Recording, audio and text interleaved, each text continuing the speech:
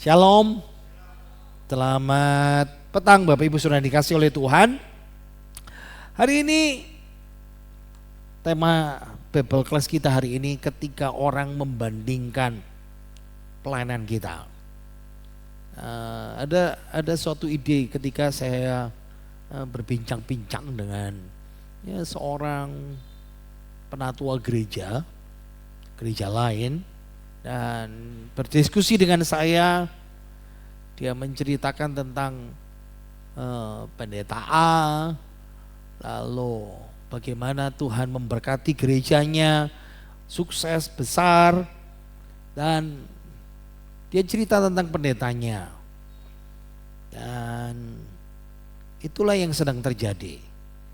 Dan memang saudara, bicara tema hari ini membanding-bandingkan pelayanan, jujur aja beberapa pendeta ada yang diam-diam berjuang, kepingin menyamai pendeta-pendeta dari gereja-gereja yang sukses, besar. Itu fakta. Saya nggak tahu itu ironi apa enggak, mungkin sejenis ironi ya. Tapi di satu sisi, seperti permulaan pendahuluan tadi itu saya katakan, diam-diam jemaat juga sama. Kadang-kadang membandingkan pendetanya, gembalanya dengan pendeta ini, itu, lain-lain sebagainya. Nah ini masalah umum yang terkenal dengan nama measure up mentality. Terkenal dengan nama mentalitas menyamai gitu ya. Ini satu kisah nyata, ada pengalaman seorang pendeta yang dia sharing. Jadi dia terima email dari seorang dari gerejanya, bukan jemaat tetap tapi jemaat tamu. Namanya saya samarkan ya. Halo Bapak Pendeta, saya tak kasih nama Isabel saudara ya. Saya Isabel jemaat tamu. Apa kabar Pak Pendeta? Saya sudah kepingin lama sekali mengirimi catatan ini. Saya mau cerita tentang seorang pendeta di gereja X. Saya kira ini mungkin menarik buat Pak Pendeta. Yang saya tahu Pak Pendeta, kalau saya jadi Bapak Pendeta, saya pasti fokus lihat pendeta X ini. Harus saya katakan, pendeta ini luar biasa, memberkati saya secara pribadi dalam hidup saya selama setahun terakhir. Bayangkan, pendeta X ini dalam kurun waktu 3 tahun, jemaatnya dari 150 orang berkembang sekarang 3.500. Saya belum pernah lihat pendeta yang luar biasa, muda, ganteng, penuh semangat, hatinya luar biasa untuk Tuhan. Khotbah-khotbahnya itu loh Pak Pendeta. Pak Pendeta mesti sekali dengarkan dia. Gayanya, modelnya mesti diikutin. Sampai banyak orang datang, makanya saya terdorong supaya Pak Pendeta untuk mengikuti polanya. Thank you, God bless you. Salam hormat Isabel katanya gitu. Saudara bisa membayangkan pendeta itu membaca dan jujur aja hatinya sangat terusik, terganggu hatinya baca tulisan itu. Stop. By the way, measure up mentality ini juga bukan hanya pendeta ya. Jangan lupa jemaat, kadang-kadang antar jemaat saja mulai membanding-bandingkan. Wah, pelayanan si A ini kok beda ya sama si B. Si B ini sama si C ini kok lebih bagus si D ya. Measure up mentality ini kadang-kadang membandingkan lagi. Bukan pendeta. Lihat ini majelis ini sama yang dulu itu, pengurus gereja ini sama pelayan Tuhan ini, jemaat dari gereja ini. Sebetulnya itu measure up mentality itu dari kecil kita nih ya. Tanpa sadar kita bawa juga dalam pelayanan. Saya masih ingat ketika saya kecil, bayangan saya pernah memikirkan, serius. Kok papa saya kok gak kaya ya? Papa saya kok gak sekaya orang tua teman saya itu loh. Kok aku lebih pendek dari dia ya? Kok aku jelek ya? Kok aku gemuk ya? Kok aku kurus ya? Itu kita waktu anak-anak. Tapi waktu jadi orang tua, measure up identity ini mulai ikut juga. Kita punya anak, kita nyekolahkan anak. Measure up identity mulai lagi. Ini anakku kok gak pinter ya? Gak kayak itu loh. Ini kok lebih pinter dari anak saya. Ingat ya, jujur kadang-kadang mentalitas membanding-bandingkan measure up identity ini, mentality ini kadang-kadang jujur itu menyedot sukacita kita, menghapus damai sejahtera kita dalam kehidupan kita, dalam pelayanan kita. Hari ini saya ingin menghibur saudara dan rekan-rekan hamba Tuhan yang karena yang dengar juga banyak ya, yang lain di-share. Bagaimana kita mengatasi hal ini ya, ketika orang mulai membanding-bandingkan pelayanan kita dan membantu kita tetap sukacita ketika merasa bahwa kita tidak bisa memenuhi harapan orang lain. Yang pertama, ayo kita baca ya. Kok kayaknya jalan. Oke, baca yang kuning dulu. 2, 3. Tuhan menciptakan saya berbeda. Sekali lagi 2, 3. Tuhan menciptakan saya berbeda. Amin. Ayo kita baca Mazmur 139 ayat yang ke-14. Ya, versi mudah dibaca. 2, 3. Terima kasih karena Engkau telah membuat aku dengan begitu menakjubkan, sungguh mengagumkan kalau direnungkan. Buatan tanganmu sungguh ajaib dan semua ini kusadari benar. Amin. Baca lagi poin nomor 1, 2, 3. Tuhan menciptakan saya berbeda. Amin. Nah, masalahnya bagian terakhir yang kita nggak kurang meresapinya. Dan semua ini kusadari benar. Masalah kita kalau kita measure up mentality dan semua ini kusesali. Itu masalah kita saudara ya. Dan ini masalah ini yang kita lihat jujur aja manusia kita punya budaya membuat kelas, membuat urutan, membuat status yang sejenis. Menempatkan orang-orang tertentu pada kedudukan yang ini rendah, ini lumayan lah sedang, ini tinggi, ini juara 1 ini, ini istilah anak muda sekarang dewa ini, juara 1 ini, jago. Orang ini hebat loh itu. Orang ini terkaya. Ini pendeta besar, ini sukses ini. Ini dipakai Tuhan. Dan ingat ya, kalau diklaim dipakai Tuhan, semuanya itu dipakai Tuhan.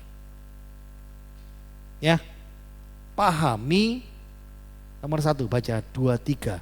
Tuhan menciptakan saya berbeda.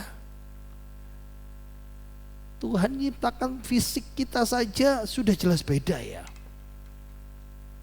Ada yang namanya fingerprint sidik jari. Tidak ada yang sama.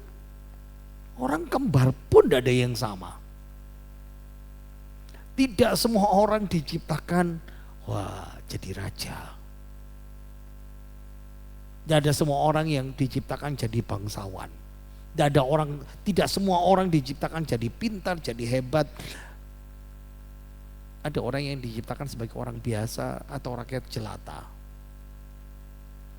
Penghiburan Tuhan hari ini, baca nomor 1 lagi, 2, 3. Tuhan menciptakan saya berbeda. Kita ini unik. Unik satu dengan yang lain. Ya. Kalau bicara fisik, rambutnya beda, dahinya beda, hidungnya beda, telinganya beda. Sama persis. Ada orang yang dipakai Tuhan sebagai pemimpin kelas dunia. Nah, ini kelas nasional lah. Oh, ini kelas kampung ini.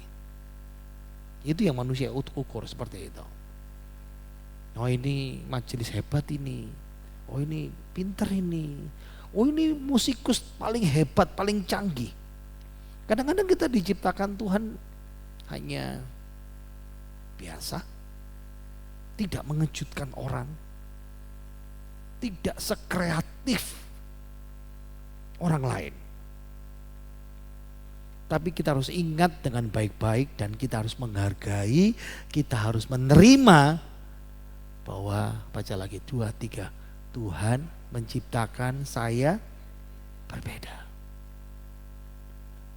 Ada kompetensi yang Tuhan kasih sama kita, ada SDM yang Tuhan kasih sama kita. Ayo kita lakukan dengan setia. Yang kedua, baca poin nomor 2 dulu. 2, 3. Tuhan telah menempatkan kita di tempat yang Dia inginkan. Baca lagi. 1 Korintus 12 ayat 18. 2, 3. Tetapi Allah telah memberikan kepada anggota masing-masing secara khusus suatu tempat pada tubuh seperti yang dikehendakinya. Poin nomor 2 dibaca lagi. 2, 3. Tuhan telah menempatkan kita di tempat yang Dia inginkan. Nah, ingat ya, sekarang tangkap ini.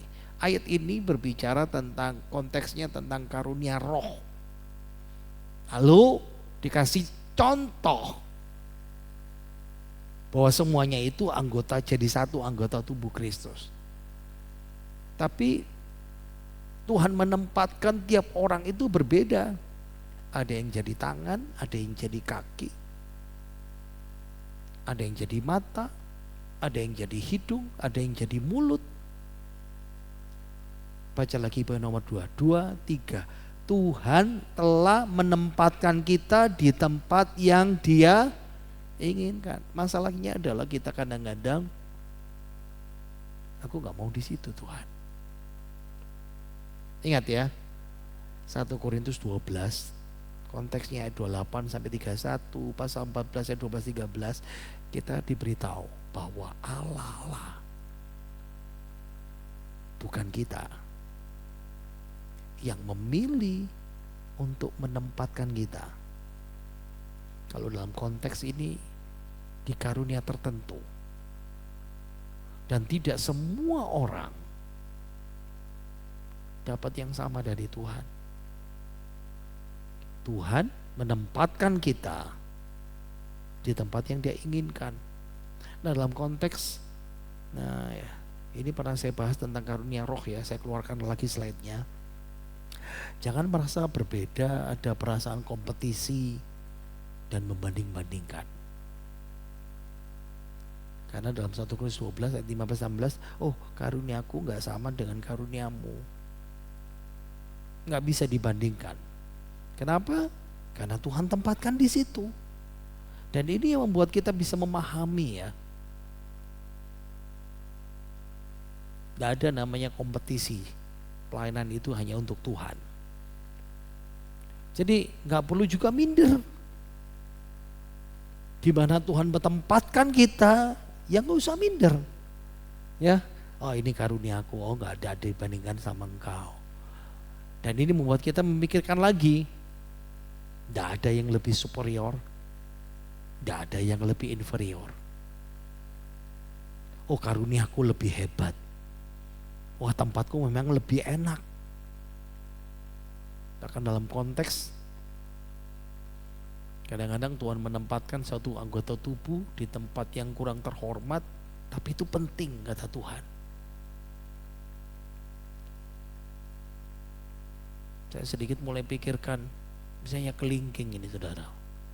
Betul ya, kecil. Tapi kalau telinga kita gatel, kalau hidung kita ada opil, kita tidak bisa pakai jempol saudara. Betul ya. Nah, 1 Korintus 12 ayat 11 sampai 12 kita baca. 2, 3. Tetapi semuanya ini dikerjakan oleh Roh yang satu dan yang sama, yang memberikan karunia kepada tiap-tiap orang secara khusus seperti yang dikehendakinya. Karena sama seperti tubuh itu satu dan anggota-anggotanya banyak, dan segala anggota itu sekalipun banyak merupakan satu tubuh. Demikian pula Kristus. Harus dipahami ya. Makanya jangan pernah merasa bahwa aku dapatnya dikit, aku ditaruh tempat yang gak enak sama Tuhan. Enggak ada orang yang tidak berarti, tidak ada orang yang kurang terhormat. Jangan merasa jadi aku pendeta kecil, aku majelis yang gak berarti, aku pelayan Tuhan yang gak berarti dalam kelompokku. Nah, andai kata kaki berkata karena aku bukan tangan, aku gak termasuk tubuh. Jadi benarkah ia tidak termasuk tubuh? Nah, andai kata telinga berkata karena aku bukan mata, aku tidak termasuk tubuh. Jadi benarkah ia tidak masuk tubuh? Di mana Tuhan menempatkan kita, itu tempat yang Tuhan inginkan dalam kehidupan kita. Di pelayanan apapun, di jabatan apapun. Kadang-kadang ingat ya, kenapa Tuhan bikin seperti itu? Supaya kita bisa efektif. Ayo baca ayat 17 sampai 20. 2, 3. Seandainya seluruh tubuh itu menjadi mata saja, bagaimana tubuh itu dapat mendengar? Atau kalau sebuah tubuh itu menjadi telinga saja, bagaimanakah tubuh itu mencium? Kita lihat bahwa Allah yang menempatkan anggota-anggota itu pada tubuh, masing-masing ditempatkan di tempatnya oleh Allah menurut kehendaknya. Kalau semuanya hanya satu anggota saja, manakah yang disebut tubuh? Jadi memang ada banyak anggota, tetapi tubuh hanya satu. Jadi Tuhan menempatkan kita. Nah, misalnya saya jadi gembala di sini, Tuhan pandang itu paling efektif di situ. Saudara ditempatkan di sini, itu yang efektif seperti itu. Ya, jangan bangga kalau dapat tempat yang terhormat, tapi jangan minder juga. Ayo dibaca ayatnya. 2, 3. Jadi mata tidak dapat berkata kepada tangan, aku tidak membutuhkan engkau. Dan kepala tidak dapat berkata kepada kaki, aku tidak membutuhkan engkau. Baca lagi poin nomor 2. 2, 3. Tuhan telah menempatkan kita di tempat yang Dia inginkan. Saya kasih ilustrasi 12 murid. Tuhan Yesus punya 12 murid. Yang paling terkenal pemimpinnya namanya siapa? Petrus. Kenapa jadi pemimpin? Mungkin dia yang tiap-tiap itu mesti jadi juru bicara. Atau mungkin ya karena karakternya ya dominan. Atau dia yang pertama kali mengakui Yesus sebagai Kristus, Mesias. Tapi 12 murid semuanya enggak jadi Petrus. Ada lagi yang enggak pernah dianggap, namanya Andreas. Andreas ini termasuk murid yang rakyat jelata, orang biasa. Lalu kelebihannya apa? Kelebihannya itu dia tuh jadi pionir. Lihat ya, Andreas ketemu Yesus, lalu dia cari saudaranya. Petrus, tak kenal lo sama guruku, Yesus. Lalu melejitlah Petrus itu. Andreas masih tetap sama.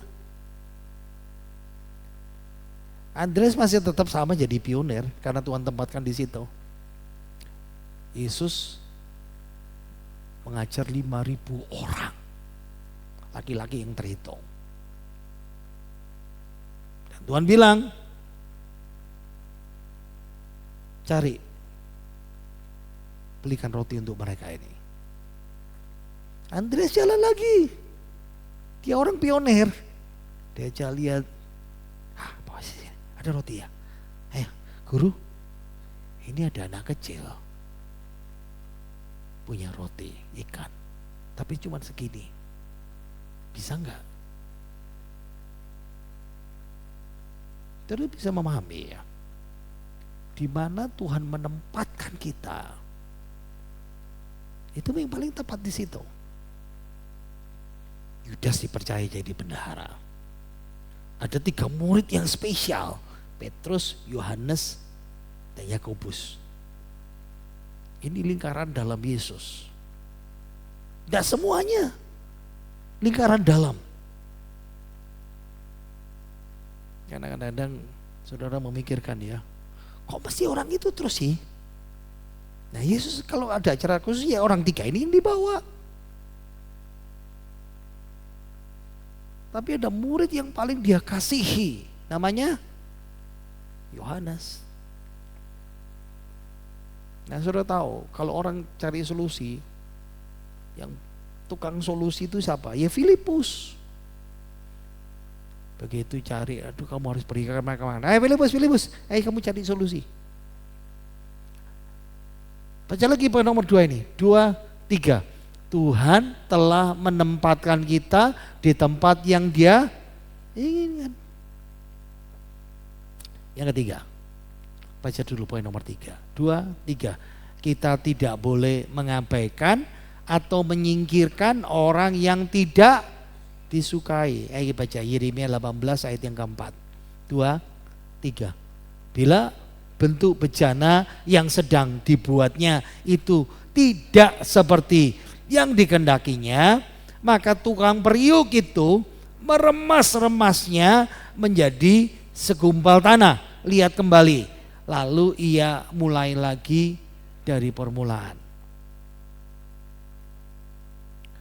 Kadang-kadang kita tidak bisa menyenangkan banyak orang, apalagi kita bisa menyenangkan semua orang. Nah, baca lagi nomor 3, 2, 3. Kita tidak boleh mengabaikan atau menyingkirkan orang yang tidak kita sukai. Jangan lupa kita tanpa sadar terbentur atau dibenturkan selalu dengan hal yang sama. Selalu dengan orang yang sama dan itu berkali-kali. Baca lagi poin nomor 3, 2, 3. Kita tidak boleh mengabaikan atau menyingkirkan orang yang tidak disukai. Kenapa kita masih ditempatkan dengan orang-orang sing tanda petik mencekno itu? Karena Tuhan mau menempa. Siapa yang ditempa? Dua-duanya. Jadi saudara, kita tidak bisa menyingkirkan. Kalau orang itu disingkirkan berarti kita disingkirkan, dan itu bukan kehendak Tuhan. Orang sing mencekno gitu juga dipakai Tuhan tinggal dekat dengan kita supaya hati kita, pelayanan kita, motivasi kita, jiwa kita itu dibentuk. Jangan-jangan dia dan saya juga perlu dibentuk. Jangan-jangan orang lain lihat saja sing bencana itu kamu. Karena kita seringkali melihat itu, sing bencana itu orang lain.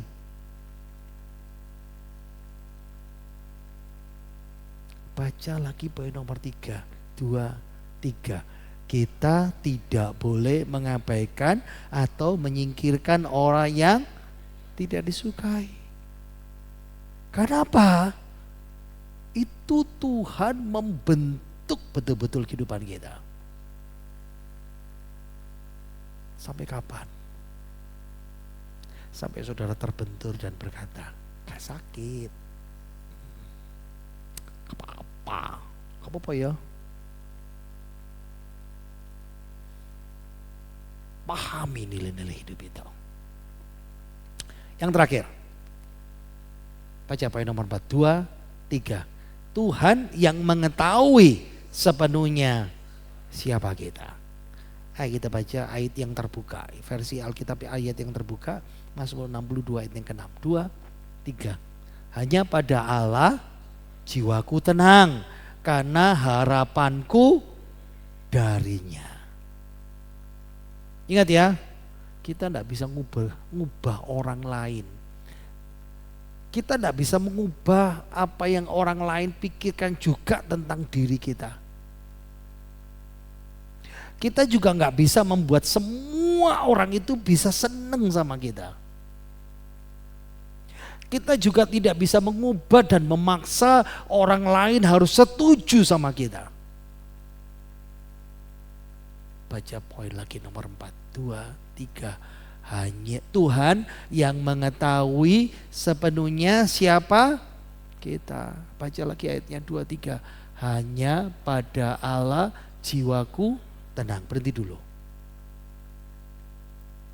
Berarti ketika orang lain banding-bandingkan kita, balik lagi. Sakit hati, berarti saudara perlu dibentuk. Kalau begitu larinya kepada siapa? Sama Tuhan. Jaga tubuh, jiwa, roh, pikiran, hati kita. Baca ayatnya lagi 2, 3. Hanya pada Allah jiwaku tenang. Wow.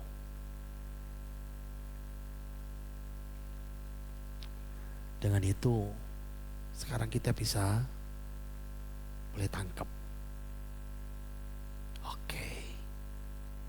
Aku jadi pendeta, aku jadi majelis, aku jadi pemimpin, aku jadi jemaat, aku jadi pelayan Tuhan. Tuhan tempatkan di tempat yang Tuhan mau. Dan itu yang terbaik yang Tuhan tempatkan di situ. Kalau hati masih terusik, baca ayat itu lagi 2, 3. Hanya pada Allah jiwaku tenang. Ingat ya, Tuhan menciptakan kita berbeda. Berarti kita tidak bisa maksa mau kita itu harus sama dengan orang lain. Demikian juga orang lain. Tuhan tahu di mana tempat kita. Tuhan mau ketika kita menghadapi hal-hal yang dibanding-bandingkan, tidak usah bicara pelayanan, hubungan, rumah tangga. Nah, ini bukan mantu yang baik, bukan mertua yang baik, bukan orang tua. Wah, kok kayak gini. Nomor 1, Tuhan menciptakan saya berbeda. Katakan 2, 3. Tuhan menciptakan saya berbeda. Yang kedua, Tuhan telah menempatkan kita di tempat yang Dia inginkan. 2, 3. Tuhan telah menempatkan kita di tempat yang Dia inginkan. Oke. Yang ketiga, kita tidak boleh. 2, 3. Kita tidak boleh mengabaikan, menyingkirkan orang yang tidak disukai. Memang Tuhan tempatkan dia di sekitar kehidupan kita. Dan yang keempat terakhir, 2, 3. Tuhan yang mengetahui sepenuhnya siapa kita.